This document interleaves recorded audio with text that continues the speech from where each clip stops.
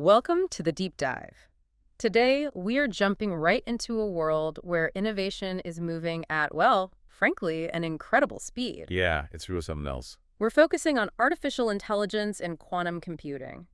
If you've seen the headlines flying around, maybe felt a bit overwhelmed trying to piece it all together, well, this deep dive is for you. It's your shortcut. We've sifted through a ton of recent research, news reports. All the key stuff. Exactly. The most important insights and honestly some really surprising facts, too. That's the plan. Our mission today, really, is to give you a clear picture of what's happening right at the cutting edge.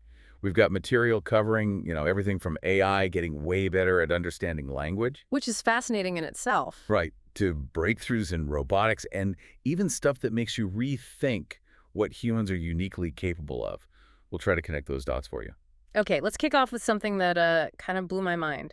Scientists think they've actually pinpointed the moment AI really gets language. Yeah, they're calling it a phase transition. Like water turning into steam, right? They said neural nets. The AI brains. They treat sentences like puzzles first, just word order. Syntax, basically. But then, according to this report from early July, after enough data, there's this sudden switch, bang! And they start getting the meaning, the Yeah. semantics. It's not gradual, it's like a switch flips, Yeah. a real cognitive jump. Wow. And what's really interesting alongside this jump in understanding is how we're building these things. We're moving beyond just silicon chips. Oh, yeah. There's this work on AI at light speed. The idea is supercomputers might soon, think with light instead of electricity. Think with light. How does that even work? They're using intense laser pulses shot through these ultra-thin glass fibers to do the calculations. Right. But it's not just about being faster, though it is like thousands of times faster. Yeah. It's also way more energy efficient. Think about simulating new drugs instantly or complex climate models in real time, things we couldn't really do before. Right. It unlocks completely new possibilities. And we're already seeing practical uses, aren't we? It's not just theory. Like that AI in Switzerland writing cement recipes. Oh yeah, the climate-friendly cement. In seconds. It simulates thousands of combinations to find ones that cut the carbon footprint but still make strong cement. That's AI solving a huge real-world problem right now. That's a perfect example of its analytical power. But, it also makes you think about what makes us different. How so? Well, scientists recently highlighted something called affordances. It's our brain's knack for just knowing how we can interact with the world around us. Like seeing a path and knowing you can walk on it. Yeah. Or a chair you can sit on. Exactly. It's intuitive for us. They called it a human superpower AI hasn't mastered yet. It's a good reminder that intelligence isn't just computation. There's this embodied aspect, too. Interesting point. So AI gets language better, processes faster. But what about emotions? Is AI developing, like, emotional intelligence? Could it understand feelings better than us? Well, that's the million-dollar question, isn't it? There was a study in May testing these generative AIs like ChatGPT in emotional situations. See if they could figure out the right thing to do. And the results were interesting, complex. It ties into trust, too. Another report showed our emotional reactions are crucial to attitudes about self-driving cars, for instance. How much do we trust them? That's partly emotional. So it matters how AI handles emotion, or seems to. It really does. It's a tricky area. Yeah. What does understanding emotion even mean for an AI? But even while they explore that, there's still some basic language things AI struggles with. Like what? A recent study found that vision language models, the ones that look at images and text, have trouble with simple negation words. You mean like no and not? Exactly. Seems simple, but think about medical imaging. An AI reads a report but misses the not in not cancerous. Oh, wow. Okay, yeah, that's critical. So still some fundamental hurdles even with all the progress. Definitely. Foundational stuff still needs work. Okay, switching gears now. Let's talk quantum. This stuff really bends your brain. There was a huge claim last month. The quantum advantage demonstration. Right. They said quantum computers are now beating classical ones exponentially and unconditionally. They used IBM's big 127-qubit chips and error correction. What does unconditionally really mean here? It's huge. Basically, for years, we knew theoretically quantum could beat classical. But proving it without any asterisks, any special conditions, that was the challenge. Exponentially and unconditionally means they found a specific problem where the quantum computer wasn't just faster, but so much faster that no classical computer, no matter how big, could ever catch up. and they proved it rigorously, no caveats. So it's real. The advantage is demonstrable now. Yes, it signals that a key barrier to truly reliable quantum computing is starting to crumble. And it feels like things are getting more efficient, too, not just more powerful. There was that quantum breakthrough about magic states. Right, magic states. Think of them as crucial ingredients for making quantum computers robust against errors, fault-tolerant. But they were hard to make, noisy and fragile. Extremely.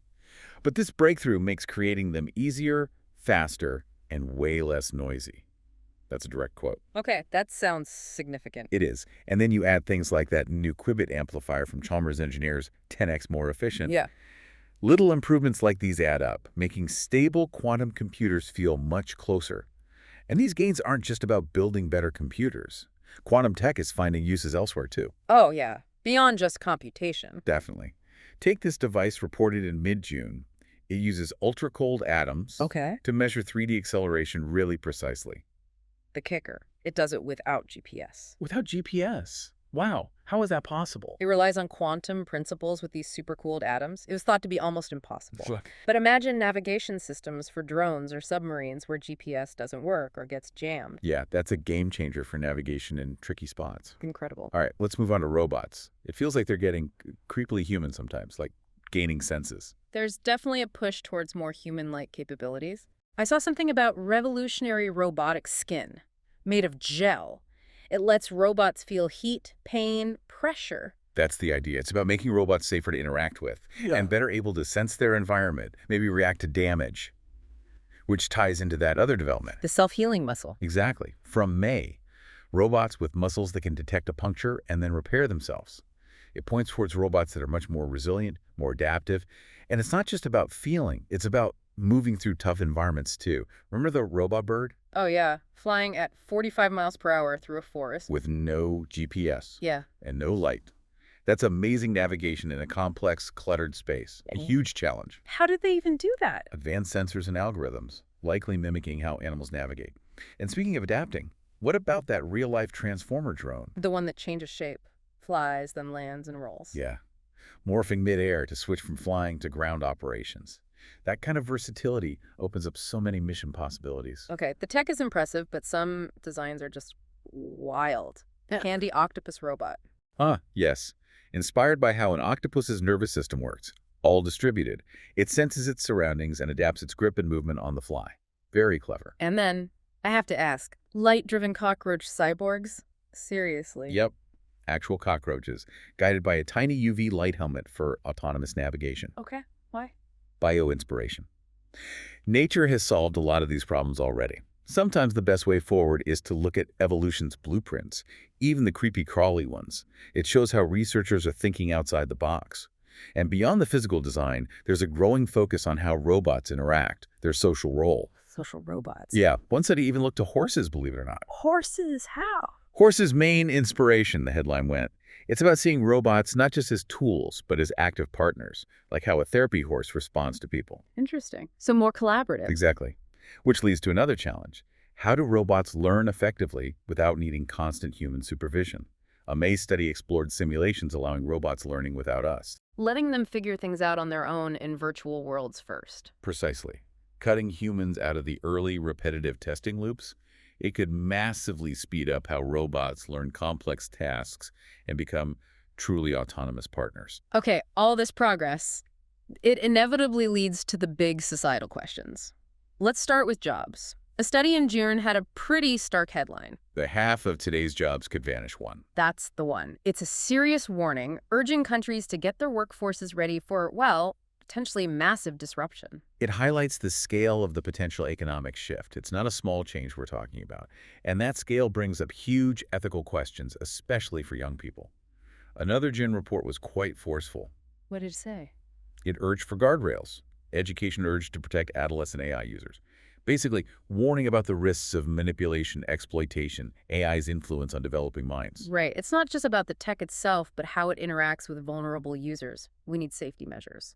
Absolutely. There's a real need for developers to build in protections and for us as a society to educate kids on how to engage with these tools responsibly. And the ethical questions get even deeper, don't they? I saw something about AI and free will. Ah, yes, that's a provocative one. A report in May suggested some researchers think AI meets the conditions for having free will.